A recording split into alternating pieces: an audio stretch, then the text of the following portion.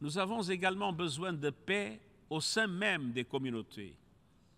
Partout dans le monde, nous voyons des populations divisées par la montée des discours de haine, de la discrimination, de l'extrémisme et des atteintes aux droits humains.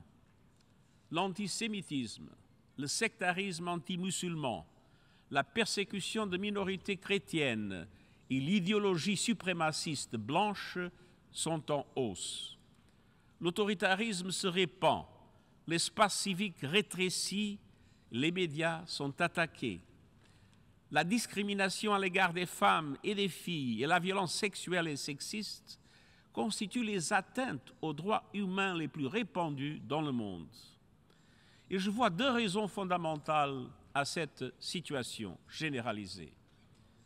Premièrement, la vitesse et la portée de la désinformation et de la haine ont augmenté de façon exponentielle à l'ère numérique. La recherche du profit a aidé les extrémistes à semer la division. Deuxièmement, les inégalités, réelles ou ressenties, les privations économiques ainsi que les changements sociaux et économiques rapides nourrissent les peurs des populations. Et bien que le niveau de vie global dans le monde soit plus élevé que jamais, 6 personnes sur 7 déclarent se sentir inquiètes et craindre pour leur avenir. L'Organisation des Nations Unies soutient les efforts visant à décupler les investissements en faveur de la cohésion sociale et prioriser la sécurité de chaque personne. C'est pour cela que nous appelons au renouvellement du contrat social fondé sur la confiance, la justice et l'inclusion et ancré dans les droits humains. Et nous faisons progresser mon appel à l'action en faveur des droits humains. Nous œuvrons pour une pleine participation des femmes sur un pied d'égalité et leur leadership à tous les secteurs de la société et ce, de toute urgence.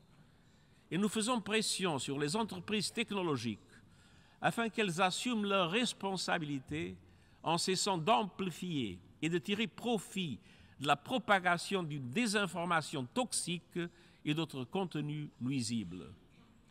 Notre prochain code de conduite pour l'intégrité de l'information, qui sera publié avant le sommet de l'avenir, aidera les décideurs à faire de l'espace numérique un endroit inclusif et plus sûr pour tous, tout en défendant le droit à la liberté d'expression. Tous les dirigeants ont la responsabilité de veiller à ce que les populations se sentent incluses et représentées, à ce que la diversité soit pleinement reconnue comme une force et à ce que chacune communauté se sente valorisée et occupe une place à part entière dans la société.